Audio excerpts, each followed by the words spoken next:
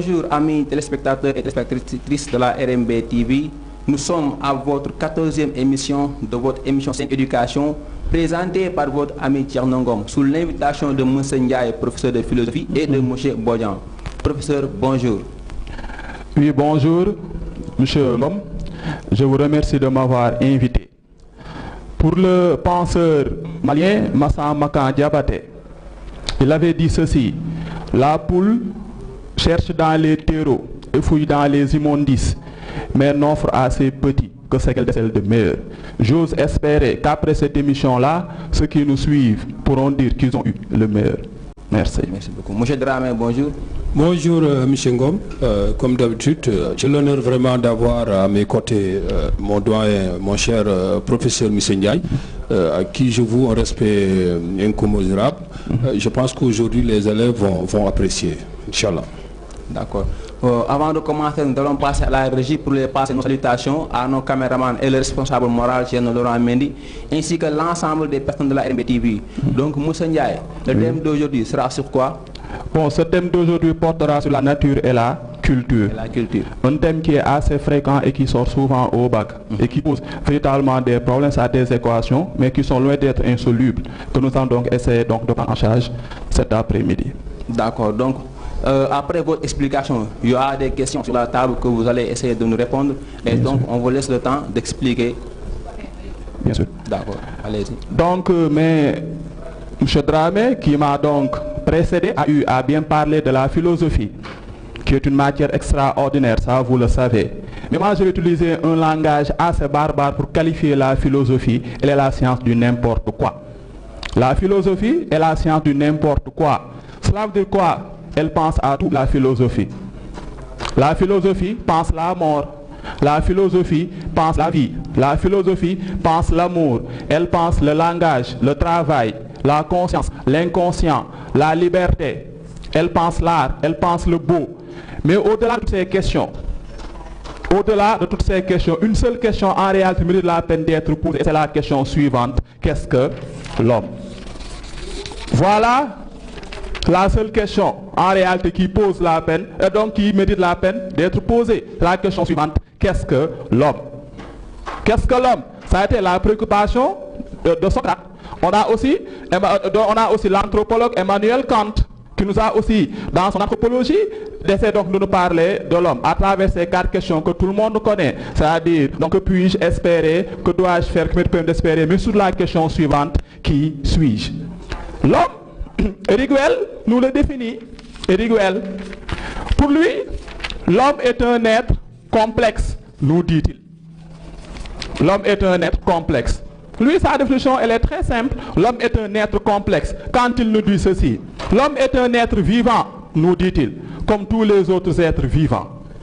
Mais tout en étant comme les autres, l'homme, il n'est pas seulement comme les autres. En réalité, cet homme-là a des besoins, c'est-à-dire ce qui s'est créé lui-même, il pas de sa constitution organique. Comme tout instinct nourri, cet homme-là, bien sûr, a besoin de sexualité, mais ne se contente pas de la possession du partenaire. Il poursuit. L'homme est cet être-là qui ne sait pas ce qu'il veut, mais qui sait très bien ce qu'il ne veut pas. En somme, qu'est-ce que l'homme? Eriguel a essayé de nous définir l'homme tout en ne définissant pas. Il a ouvert des portes tout en fermant des fenêtres. C'est pourquoi ce thème-là, nature et culture, va nous aider à comprendre davantage cet être complexe que l'on appelle l'homme. Mais avant d'aller plus loin, vous me permettrez naturellement de distinguer donc ces principes-là, ça c'est comme de nature et de culture. Donc, il faut comprendre ce qu'est la nature à distinguer de ce qu'est la culture. Il ne faudrait pas donc les confondre. Qu'est-ce que la nature? La nature est un terme polysémique pouvant avoir plusieurs définitions ou plusieurs sens, plusieurs significations, donc les contextes dans lesquels on utilise ce terme de nature.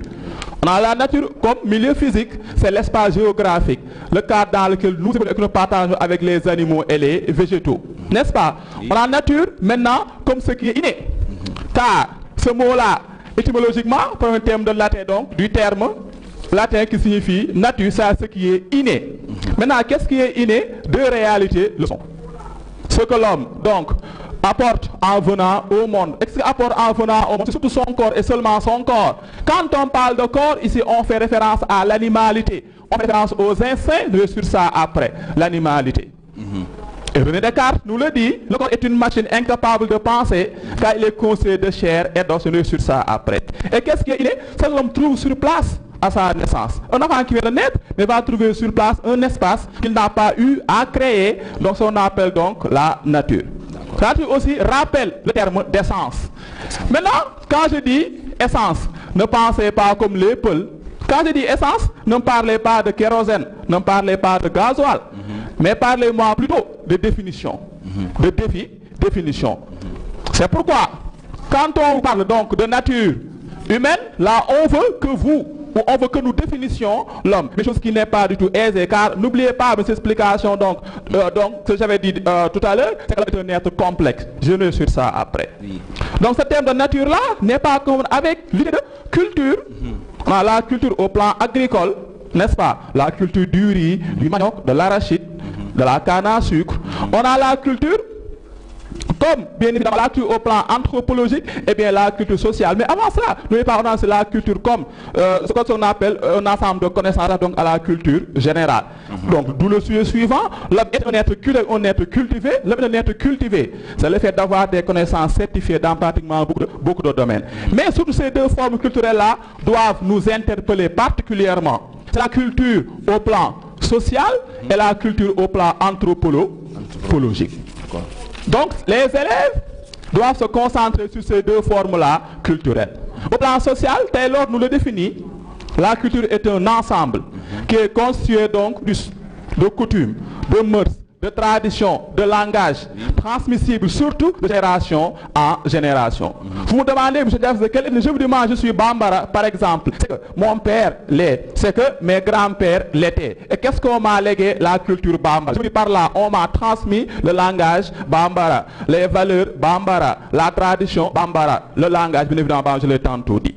Là maintenant, la culture au plan anthropologique qui rappelle le terme d'acquis. D'acquis. Donc ne confondez pas inné et acquis. Qu'est-ce qui est acquis? C'est ce que l'homme aura donc à avoir, ce que l'homme aura à apprendre, aura donc à acquérir durant de son existence. Donc voici les deux termes-là qu'il ne faudrait pas confondre, de nature et de culture. Donc ce sont des termes véritablement polysémiques. Maintenant, n'oubliez pas, je vais poser une question, qu'est-ce que l'homme? Et la suite, c'est donc à prendre en charge cette question-là. D'où, je le dis souvent à mes élèves, c'est une problématique certaine, problématique de l'existence d'une nature humaine. Et vous me pardonnerez mes écritures. Problème de l'existence d'une nature humaine. N'oubliez pas le mot nature qui rappelle le terme de définition, le terme d'essence. Autrement dit, qu'est-ce que l'homme? C'est ça. Qu'est-ce que l'homme? Mais écoutez, lisez bien comment j'ai écrit ça. Problématique de l'existence d'une nature humaine. La question, elle est posée de façon brutale. Qu'est-ce que l'homme? Normalement, on devait avoir une seule définition de ce qu'est l'homme. Mais vous le savez, mieux que moi, les hommes sont différents à tout point de vue. Les hommes sont différents à tout point de vue. Donc vouloir définir l'homme reviendrait à le chosifier. Vouloir donc définir l'homme devait à trouver un modèle humain représentant tous les hommes sur terre. Or ça, vous savez que c'est impossible. C'est pourquoi différentes conceptions ont été élaborées pour définir l'homme. Pour certains, l'homme est un être exclusivement naturel. Autrement dit, l'homme est un animal. Pour d'autres, l'homme est un être exclusivement culturel. La culture. Mais pour une troisième catégorie, l'homme est à la fois nature et culture. Donc là, on a différentes conceptions pour définir donc l'homme. Pour certains, l'homme est exclusivement un animal. Pour d'autres, l'homme essentiellement, l'homme est à la fois naturel et culturel. Oui, M. Ngop. Monsieur Ndiaye, oui. Est-ce que vous pouvez expliquer quel est le rapport entre la nature et la culture chez l'homme? Bien sûr, oui. Bien sûr. Donc voilà une très bonne question, M. Ngop.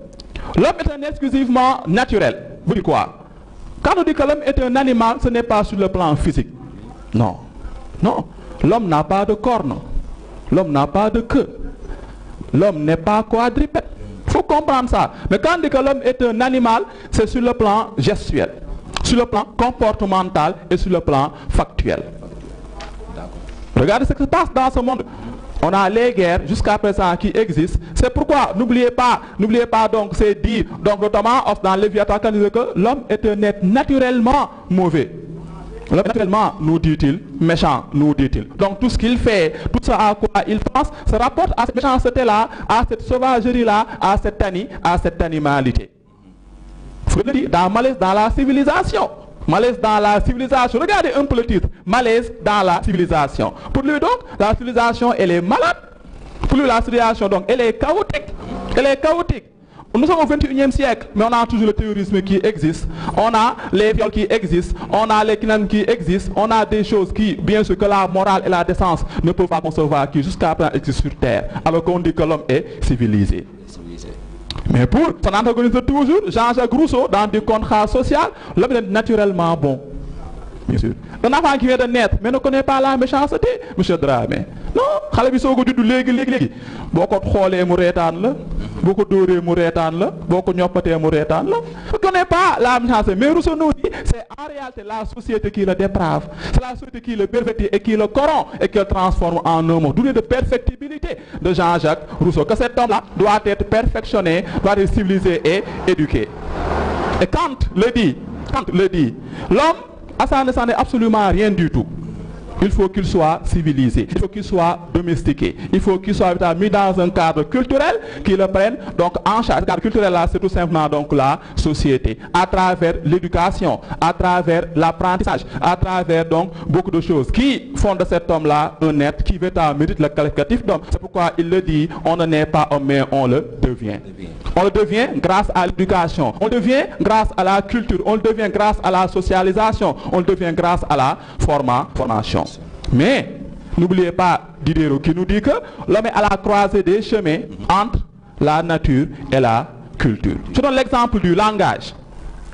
Regardez, le langage, le fait d'émettre ses avis, d'émettre donc ses opinions, et peut-être même si ça se compte, donc c'est donc relatif, donc c'est sentiments, le langage. Regardez, tous les organes nous servant à la parole, nous les partageons avec les animaux. Tous les organes servant à la parole, nous les partageons avec les animaux, nous dit François Jacob dans le jeudi possible. L'homme a une voix. Je me souviens ainsi, l'animal par exemple a une voix, l'homme a une langue en tant qu'organe, le mouton a une langue en tant qu'organe, l'homme a des dents, l'animal a des dents, le mouton. Mais pourquoi moi je veux parler le français, l'anglais, l'espagnol, le wolof, le ban, le serbe, alors que le mouton en est incapable? C'est parce que tout simplement à cette animalité-là, à cet homme-là, à ce que l'on appelle donc ce fait-là, le fait qui est le langage, l'apprentissage qui passe forcément par la raison, la réflexion par l'intelligence, choses que ne sont jamais donc choses que n'auront jamais évidemment les animaux. Alors pour répondre un peu à votre question, bien sûr j'ai un peu dérapé un peu. Bien sûr. Mais il faut comprendre une chose, que l'homme est à la fois naturel et culturel. L'homme est un être bioculturel. L'homme est à la fois combinaison, l'homme est association, l'homme est donc synthèse, l'homme est bien sûr donc entre la nature et entre l'animalité et la civilisation. C'est pourquoi pour Diderot, n'oubliez pas, dire que l'homme est à la fois naturel et culturel, dire que l'homme est ce n'est pas faire son procès, mais c'est le définir. Oui. Autre question? Est-ce que vous pouvez parler un peu sur la diversité culturelle? Bien sûr. Donc je vais parler là de la culture de façon générale. Oui. La culture. Au Sénégal, quand on parle de culture, on pense à la danse. On pense à la musique.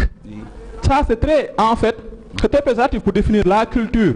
La culture, et n'oubliez pas, au plan social, n'oubliez pas, au plan anthropologique, je l'ai tantôt défini, venir un peu en arrière. Au plan social, la culture est un ensemble, selon Taylor, constitué de coutumes, de mœurs, de traditions, de langues, de génération en génération. Au plan anthropologique, elle est tout ce qui existe grâce à l'action, grâce au génie créateur, grâce à la mémise et à l'intelligence de l'homme, fabrication donc de l'homme. Alors, est-ce que ici, il y a un peuple inculte dans ce monde-ci? Non. Il n'y a pas de peuple inculte. Il faut prendre cela comme postulat de départ, comme point de départ. Un peuple inculte dans ce monde-là n'existe pas. N'existe pas. Alors, aucun instrument. Donc, calcul très simple. Si on dit qu'au Sénégal, nous avons par exemple 200 ethnies. Alors que chaque ethnie a sa culture, comprenez qu'on a 200 formes culturelles différentes. Ce qu'on appelle donc la diversité culturelle. D'accord. La diversité culturelle. culturelle. C'est que chaque peuple qui existe a sa propre culture, a ses propres façons de pratiquer la culture. Exemple très simple, ici au Sénégal, les morts on les enterre, mais ailleurs les morts on les brûle. Donc dans la pratique, dans les pratiques, on sent les différences. C'est pourquoi on dit que la culture qui rend l'homme à la fois semblable et différent. Regardez ce paradoxe. La culture rend les hommes à la fois semblables et différents. La culture fait que les hommes se ressemblent. Oui. J'ai une culture, M. Dramé a une culture, nous nous ressemblons. Mais dans les pratiques, dans les faits, dans les gestes, on n'a pas les mêmes pratiques culturelles. C'est pourquoi la culture rend les hommes à la fois semblables et différents. Oui. Est-ce que M. Dramé, je crois que vous avez une solution à faire par rapport à cela? Voilà, donc je pense que l'essentiel a été dit. Mais moi, je ne suis pas totalement d'accord avec M. Ndiaye sur le fait, parce que je me rêvais d'une chemise ethnocentriste, ou bien c'est-à-dire je me rêvais vraiment d'une chemise de ceux qui venaient en Afrique comme mission civilisatrice. Alors, les Occidentaux sont venus en Afrique pour coloniser. Cela veut dire cette mission civilisatrice. Alors, quelle est la réponse que vous donnerez à Hegel, à David Hume, à ces Allemands-là, et également aux Occidentaux qui sont venus en Afrique pour faire cette table rase? C'est-à-dire l'Africain est inculte. Et tout à l'heure, vous avez dit, évidemment, qu'il n'y a pas de peuple, il n'y a aucun peuple inculte. Alors, en contrepartie, il y a des ethnocentristes, ou bien même les européocentristes qui disent que l'Africain ne peut pas être un philosophe. L'Africain a tellement traversé des couacs, a tellement traversé des fléaux qu'il n'avait pas le temps de s'adonner aux spéculations philosophiques. Il ne faut pas de prendre Hegel et David Hume qui disent évidemment que la philosophie, ou bien même, il y a un philosophe qui dit que la philosophie parle grec. Donc la philosophie ne parlerait pas wolof, ni français, ni bambara comme vous le dites, mais la philosophie parle grec. Cela veut dire tout simplement que dire que la philosophie est africaine, c'est totalement faux pour eux. Alors, je voudrais une explication beaucoup plus approfondie sur le fait que la philosophie soit universelle. Alors qu'en contrepartie, il y a des gens qui disent que l'Africain ne peut pas être un philosophe. Quand je dis philosophie, je résume ça en culture. Ça veut dire en Afrique, la philosophie, c'est la culture. Alors, dès qu'on parle, dès qu'on nous dit que la philosophie n'est pas africaine, cela veut dire que l'Africain est totalement inculte. Alors, que répondez-vous à ces européocentristes? Hegel a dit des propos effarants, des propos scandaleux, Hegel, de la colonisation, quand il dit que le nègre représente l'homme dans toute sa sauvagerie et sa pétulance. Nous trouvons chez le nègre qui rappelle l'homme, pour Hegel. Mais là, ce sont des propos qui frisent l'indécence. Arthur Gobineau, donc le père de l'antisémitisme juif, a décelé, a faire le portrait de l'homme modèle. Pour lui, l'Allemand dolichocéphale, les yeux blonds, la taille haute, les yeux est la meilleure des races. Ce qui a donc poussé Hitler à personnage de l'antisémitisme juif, qui a fait donc des millions de morts. Donc la rappel du ça, vous le savez mieux que moi. Maintenant, j'ai dit, toutes les cultures se valent. Il faut comprendre ça. Il n'y a aucun instrument de mesure, aussi performant soit-il, aussi sophistiqué soit-il, qui peut dire que cette culture-là est la première, cette culture-là, cette culture-là, troisième. Mais l'histoire a tenté de me démentir. Donc, parce que certains se préparent le monopole d'avoir une culture qui est supérieure aux autres formes culturelles. Ce que l'on appelle, et ce que M. Dramé a bien dit, l'ethnocentrisme. Un terme à savoir et à connaître. L'ethnocentrisme, qui a donné naissance à d'autres dangers tels que le racisme, tels que la xénophobie, tels que les complexes, ce qui est un précédent dangereux. Je me rappelle donc de Primo Levi, un Italien, donc d'origine juive, en 1947, qui a écrit un ouvrage qui a été censuré, extraordinaire, qui s'appelle Si c'est un homme. Si c'est un homme. Quand il dit ceci, écoutez bien, il ne s'agit pas seulement de mort, nous dit-il, mais d'une foule de détails, maniaques et symboliques, visant tous à prouver que les juifs, que les tziganes, que les samis sont un bétail bout ordure. Compare à l'opéra tatouage de Suisse par laquelle ces hommes-là étaient marqués comme des bœufs, au voyage dans les wagons à bestiaux qu'on n'ouvrait jamais. Ensuite, vous êtes déporté donc à rester entier un de vos excréments. On me matricule à la place du nom. Vous ne pas de cuillère, Primo Levi. Car ces prisonniers-là étaient sans la soupe comme des chiens. En 1994, au Rwanda, rappelez-vous, génocide entre Hutu et Tutsi. Donc ça a toujours existé. Actuellement, dans nos stades de football, par exemple, les joueurs de couleur noire, mais sont conspués, on jette des pots de banane, rappelant leurs origines, barbares et sauvages. Mais tout ça, ça n'a pas de sens. Le plus important, c'est quand toutes les cultures se valent. Et ça a été confirmé par Lévi-Strauss quand il dit que là-bas, celui qui croit à la barbarie, nous dit-il. Et donc, Antoine Saint-Exupéry dans Vol de nuit, si tu diffères de moi, frère, loin de me léser, tu m'enrichis. Ce qui donc amène un autre problème, c'est-à-dire la culture et la mondialisation. Et je vais terminer mes propos ici parce que si on dit qu'une culture supérieure à nous, ce n'est pas sur le plan, si on dit qu'un peu supérieur à nous, ce n'est pas sur le plan culturel. Non, mais ça va être sur le plan donc économique, sur le plan politique, mais pas sur le plan culturel. À ce niveau-là, toutes les cultures se valent. D'accord. Donc vous avez parlé tantôt de culture et mondialisation. Bien sûr. Est-ce qu'il n'y a pas une explication entre culture et mondialisation? Bien sûr. Oui. D'abord, qu'est-ce que la mondialisation? On l'a appris en géographie. Oui. Un processus d'intégration économique, politique, sociale, mais surtout culturelle. Mais là, on a l'impression qu'on a une domination d'une culture sur d'autres formes culturelles. C'est la culture américaine. Ça se fait à tous les niveaux. Regardez, nous ne portons plus des tchaya ou des farumbam, mais nous préférons porter des jeans, des leggings ou des bas pour les filles. Allons dans les restaurants, nous ne commandons pas des mahalou saloum ou des lar ou des lahou tchahan. Non, non, mais des shawarma, des hamburgers. Nous n'écoutons pas Ndiagambay. Non, non, nous n'écoutons pas Kinelab. Nous écoutons R. Kelly, Michael Jackson. Moi, par exemple, si mon sportif préféré, LeBron James, joue au basket, je peux passer une nuit blanche juste à le regarder. Américain. Donc on a une sorte d'une dominante de la culture américaine sur ce fond, même dans nos façons de concevoir et de penser. Oui. Time is money, hustle hard, make it money. Nous rêvons, nous pensons et nous vivons américains.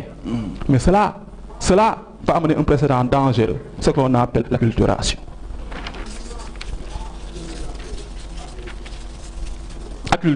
Acculturation. Oui. Les jeunes actuellement, surtout nous les jeunes sénégalais, sommes acculturés. Oui. Sommes acculturés. Acculturation, c'est quoi? C'est le fait de, je ne vais pas dire rejeter, mais c'est le fait de méconnaître sa culture donc au profit d'une autre culture. Quand les États-Unis organisent des élections présidentielles, ça nous intéresse. Ce que dit Donald Trump, mais nous intéresse.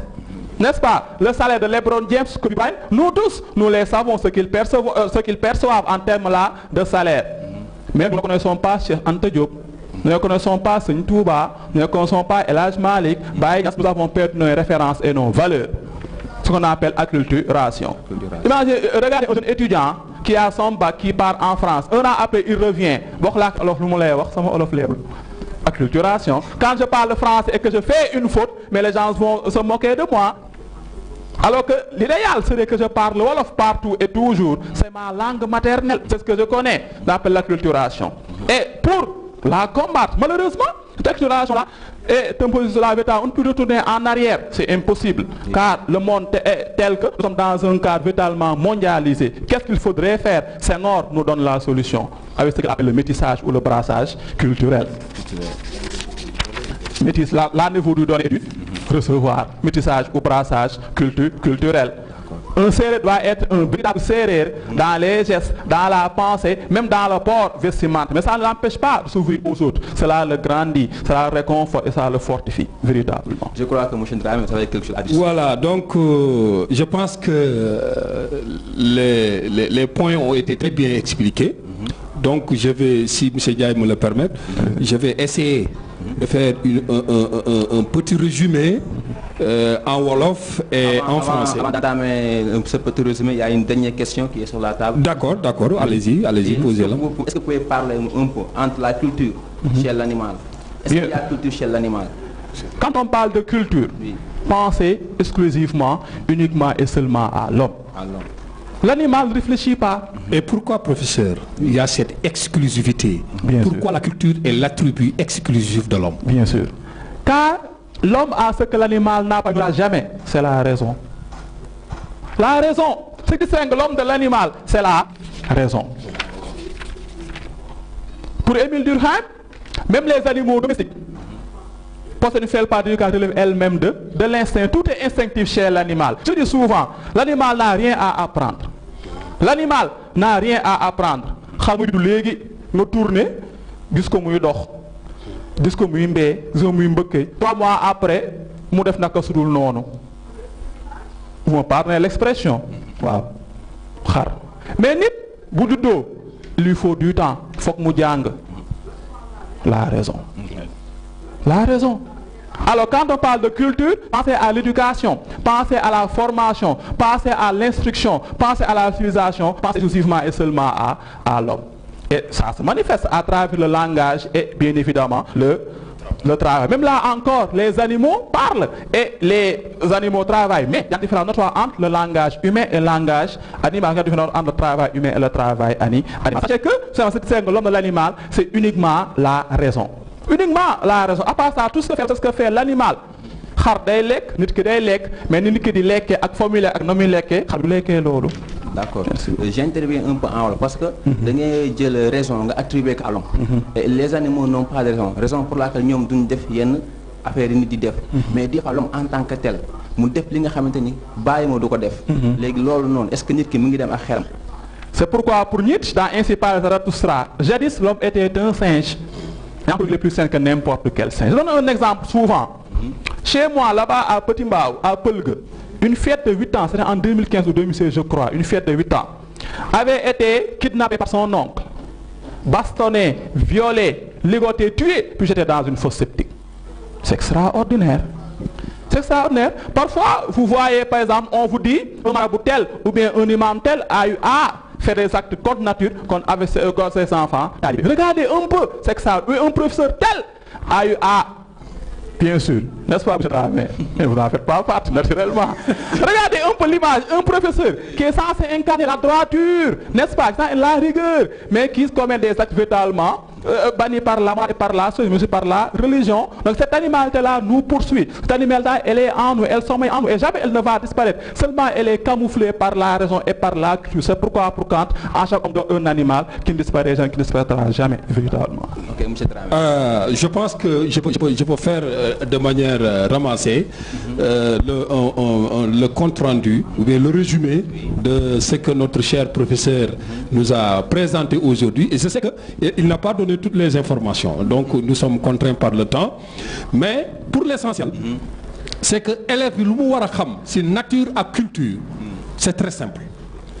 Mu xam lan mooy nature, lan mooy culture. D'après monsieur Ndiaye, daf ñu won ne nature ñaari ponk la. Il y a la nature environnementale, c'est-à-dire le milieu dans lequel nous vivons, fii ñu nekk nii, télé bi, ñun ñi bâtiment yi, c'est la nature. Il y a la nature humaine, c'est-à-dire tout ce qui est inné, li nga xam ne doomu aadama bu mu juddoo da ko indaale. Nopp yi, bakkan bu tàcc bi, bopp bi, tànk yu gudd yi, ponkalaay. Donc tout ce que l'homme a amené, tout ce qui est inné, invariable comme l'adverbe, c'est ça ce qu'on appelle la nature chez l'homme. Loolu la fi loolu la. Maintenant, lan mooy culture? Culture, d'abord, dans tout petit village, bonne culture rek lu ñuy xalaat mooy bay gerte, bay dugub, bay mboq. C'est la culture. Mais ici, la culture qui nous intéresse ici, c'est la culture humaine. Maintenant, moi, je dis souvent à mes élèves, moi je suis tellement terre à terre que pour comprendre la culture, il va falloir comprendre les 24 distinctes. Cela veut dire la culture a 6 couleurs différentes, 6 définitions différentes, 6 dimensions différentes et 6 éléments différents. Et là, ça donne évidemment 24. Et je pense que cela mérite un autre cours, une autre explication. Maintenant, pour revenir sur ce que M. Ndiaye a dit, et c'est tellement clair et simple. Moi, culture pour xale bi xam ko, mooy lépp loo xam ne ni d'abord la première définition culturelle, toute production humaine. Et dès qu'on parle de production humaine, on pense directement, dañuy xalaat directement mooy liñ doomu aadama bi li nga xam ne bu mu juddoo ba pare. Moom la mu def nag, c'est-à-dire la nga xam ne moo ko liggéey boppam ci loxoom ak ci xelam. Parce que tout à l'heure monsieur Ndiaye nous a montré que nit nekkul nit lu xelam. li ñuy wuutale ak mala yi. mooy ñun dañoo am xel ba pare nag di ko utiliser parce que Descartes a été très clair. Le sens commun est la chose la mieux partagée mais yemu fa. mais que nga am sens commun il faut user rationnellement ce sens commun. léegi loolu bu waxee loolu ba pare mu ne léegi nag lan mooy culture bi mooy man Mamadou Dramé bi nga xamee ni juddu naa ak samay nopp ak samay bakkan. li ma liggéey c'est-à-dire kër gi ma tabax oto bi ma defar. ak yeneen ak yeneen montre bi nga xam ne maa ko defar loolu mooy culture. beneen définition bi mooy lépp loo xam ne nit ki yokk na ko si. li indaale. tout ce que l'homme rajoute à sa nature. D'accord. Je donne souvent l'exemple aux élèves que les oreilles c'est purement naturel. Mais les boucles d'oreilles sont culturelles. Bopp c'est naturel. mais périg ba sa femme bi fa def pour mën a rafet c'est purement naturel c'est purement culturel. kanam gi c'est naturel. mais maquillage bi ak ping d'ailleurs am na benn philosophe bu ko wéy ku poudre tax a rafet boo ñaqee ñaw cela veut dire que ne poudre ba bokkul ci yow yaa ko fa yokk ça c'est purement culturel. maintenant beneen culture mooy ni doomu aadama yi di dundee.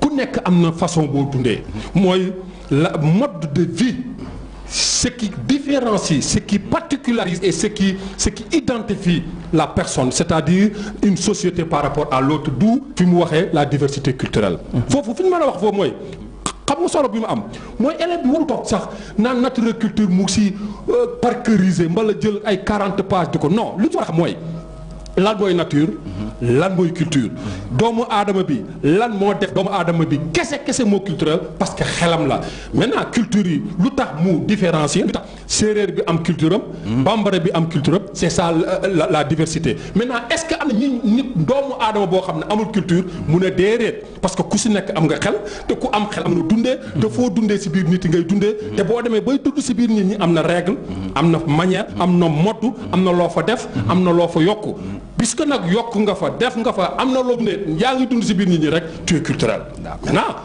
maintenant bu ñu ko posé question nag am na ñoo xam ne nee nañ am na ñu amul culture. mu ne déedéet lànk na mais am na ñu ko wax li ñu ko wax nag heureusement moom am na nu mu leen tontoo. loolu la ñuy laaj élève bi bu ñu ko joxee devoir. bu ñu ko joxee devoir dañ koy jox loo xam ne ni d'accord si mais mu uuti élément yuy jar yu koy mottali man dinaa mën a contredire de manière amiable et substantielle ce qu'on m'a demandé d'ailleurs. Les européocentristes ça relève d'ailleurs la question de philosophie en Afrique parce que am na ñoo xam ne nee nañ Afrique la philosophie est née en Grèce Afrique mënul am philosophie dès que je parle de philosophie je fais allusion à la culture parce que en Afrique la philosophie c'est la culture parce que étant donné que la philosophie nous permet vraiment daf ñuy taxa suñu xel di senn ñuy xelaat di moytu di gëstu di gës di xool du lu ñu tuwaat kon loolu nag mooy ñi war a taxa nekk nit parce que doomu aadama bi rek moo mun loolu ndax xelam moo ko permettre léegi nag Platon dafa waxaat leneen loo xam ne moom ñëw na si nit ñaari pàcc la benn bi mooy yaramam tey si yaram bi mu ngi bokk si adduna bii nga xam ne ni moom la ñuy gis yaakaar ne dëgg la fekk du dëgg beneen bi mooy nag li def li mu doon mooy roxu mooy l'âme de par son âme l'homme appartient au monde intelligible ce monde intelligible c'est le monde de la vérité c'est le monde boo xam ne ni bokkul ak bi maintenant li ma gën a neex ci explication bi mooy fii entre est-ce que la culture parce que am na philosophe yoo xam ne nañ nit ki musul culturel l'homme est un animal purement animal est un animal purement animal pour ne pas reprendre les propos de Mohamed Berawi ce philosophe arabe alors lu tax mu wax loolu mooy nee na am na contrairement à ce que disent les autres ñi nga xam ne ñoom dañ ne nit ki dafa culturel ba pare dafa naturel ba pare boo culturel comme Hobbes et Rousseau même si ñoom ñaar ku si ne nee na nature kii ak nature kee bokkul kee def ni nit ki dafa judd rek bon muy Thomas Hobbes l'anglais te mun naa ko comprendre nit ki mun a pour nga xam loolu lu tax yow boo tëddee sa néeg mbala rajo bii buñ ko tëjee ñëpp di dem ñibbi lu tax ñuy tëj rajo bi parce que nit ki xalaat na ne am na ku fi mën a ñëw sàcc loolu nag c'est purement naturel xalaat boobu c'est pur ça n'a rien à voir avec la culture maintenant Rousseau moom mu ne nit ki dafa judd rek baax lu tax mu wax loolu mu ne un manguier ne peut produire que de la mangue puisque l'homme est le fruit de Dieu. Et Dieu est bonté, l'homme ne peut être que bon. Moi, parfois, vraiment, professeur, sur cette vision caricaturale de la philosophie, ou bien des philosophes par rapport à la religion. Je dis souvent, et je persiste, il n'y a aucun philosophe athée, philosophe, mais fofu la ñu wuutalee. Alors pour revenir toujours mooy am ñetti pàcc élève bi war naa xam ne yow élève bi xamal ne ñetti pàcc moo am ci relation entre nature et chez l'homme. am na ñu ne nit ki dafa mënul bañ a doon naturel. keneen ki ne nit ki dafa doon naturel ba pare door a culturel. te am na sax koo xam ne moom nee na nit ki mësul naturel muy Aristote. L'homme est un animal politique. L'homme a toujours été culturel. Donc ñett yooyu boo ko xamee xam lan mooy diversité culturelle comme ni mu ko waxee mooy au Sénégal même nous avons plusieurs cultures. Man saraxule bi ni may dundee bokkul ak bambara bi ni muy dundee encore mooy la soose parce que soose ñànkatang la xam man bambara ma xam man lu may lekk mooy maafe boo demee si séeréer yi cere la nga dem si tukkulóor yi meew d'ailleurs le mot yooyu rafet taaru du benn xam nga ku si nekk rek mooy loolu léegi bu ñu demee fu mu expliquer travail liggéey mu ne mala yi du ñu liggéey waaye man bëggoon naa ko laaj mala yi bu ñu liggéey lu ñu def bien entendu laaj ma ko tontu na ko parce que nee na l'homme travaille mais les animaux font ce qu'on appelle une activité. Pourquoi une activité ndax animal bi moom amul xel mu koy may ne taalal lamp yi defal micro bi nii taxawel nii déedéet l'animal ne fait que répondre à ses instincts. C'est-à-dire instinct moo koy bu xiifee na mbaam bi bu xiifee na fas wi bu xiifee na keneen depuis des temps immémoriaux mbaam nu muy ŋaaxee noonu lay ŋaaxee alors que au niveau du langage si biir séeréer sax am na ay séeréer ndut séeréer saafeen séeréer nangam si biir am na saalum am na kajoor donc il y a une évolution du langage loolu yëpp sous la houlette de la raison parce que raison bi moo nekk si au centre et partout d'ailleurs Mamoussé Diagne disait la raison est en l'homme une sphère dont le centre est partout et la circonférence nulle part. Donc cela veut dire que l'essence et la quintessence de l'homme se résume tout simplement au niveau de la raison. Donc monsieur, je pense que monsieur Ngom, aujourd'hui les élèves il y a une différence nette si explication parce qu'il y a une explication académique et tout le monde en a besoin et une explication un peu terre ñaar ñi buñ ko bolé je pense que élèves yi war nañu mëna am moins de difficulté bi nga xamné ni mom lañu am. Donc pour résumer tout simplement monsieur Ndiaye merci beaucoup encore une fois parce que démb laa ko woo pour mu mën a ñëw tey donc cela veut dire que ce qu'il a fait a été maîtrisé et merci beaucoup monsieur Ngom. Je vous rappelle Moussa Ndiaye professeur de philosophie, il intervient au Charles Baudelaire Prestige LM Éducation Jupiter Excellence Escousse, c'est un professeur de philosophie très engagé comme nos professeurs qui nous viennent chaque jour présent nekk ak ñun aussi tamit ci liggéey bi nekk aussi tamit di taxawu élèves yi nekk aussi tamit di jox seen xam-xam bi nga xam ne amoon nañ ko te changé benn yoon di ko jox ñi nga xam ne ñoo ko soxla en ces temps là donc Moussa Ndiaye sa dernier mot mooy lan. Je vous remercie. Bon, je vais être là un médecin. Il faut qu'on respecte les gestes barrières, que l'on rende donc le port de masque obligatoire pour bouter donc l'épidémie du coronavirus hors du pays. Je vous remercie. Voilà, donc je dirais tout simplement, je donne rendez-vous également aux élèves que vraiment nature et culture jeexagul. On va essayer de faire le cycle 24 pour pouvoir donner beaucoup plus de jus et beaucoup plus de substance à cette qui. Alors je dis aux élèves encore une fois, mention spéciale à M. Ndiaye. Et moi, je le dis souvent, sur la liste de tous les professeurs de philo, je suis le moins chevronné. Mais donc je pense que aujourd'hui nous a gratifié vraiment une explication beaucoup plus explicite, beaucoup plus ample. Et merci encore une fois. Et j'espère qu'il va revenir, Inch'Allah, pour vraiment nous faire valoir ses connaissances. Et merci beaucoup. Je crois que nous Inch'Allah, avec la complicité de M. Ndiaye. Je remercie encore une fois tout le monde. Je remercie monsieur Bodian, monsieur Benor. Je remercie également surtout encore une fois les techniciens, les caméramans, tout le personnel de RMB. Fii boo fi duggee da nga yaakaar ne sax sa kër donc amul yenn kii du la stressé. Et encore une fois je dis haut et fort, c'est à travers ces émissions que télé di am substance. Et on fera de notre mieux vraiment pour que vraiment cette télé là di ko feneen parce que mérité nañ ko juddu rek nekk sa yombul ñu ngi leen di ñaanal te ñu lancer appel à toute la population de Rufisque, toute la population de Mbao, de Kër Mbaye Fall, ñu jàpp ci télé bi ñaan ak ndoomu aadama lu ci mën a jàppee ñu jàpp ci nga xam ne télé bi vraiment ce sont des jeunes dévoués ñoo xam ne ñoo fi nekk pour le développement du pays. Encore une fois merci beaucoup monsieur. Donc noonu lay jaaree dem fee ne ci régie bi nuyu yaa aram di ko jaajëfal moom sonn la jigéen ju mën góor la jàmbaar la vraiment suñu gisee nii ci kanam écran bi moom moo tax ak ay caméraman ak ay techniciens de kenn dus leen mu leen tuddee les hommes de l'ombre. Donc à gauche maa ngi nuyu monsieur Dramé di nuyu monsieur Mbenard ñi nga xam ne chaque instant ñu ngi taxaw di ñu jàppale pour émission bi jëm ci kanam duñ nuyu ñëpp ñam ñu ngi ñuy suivre di leen jox dox daje ba beneen yoon ci beneen matière ak beneen professeur di leen jaajëfal jërëjëf.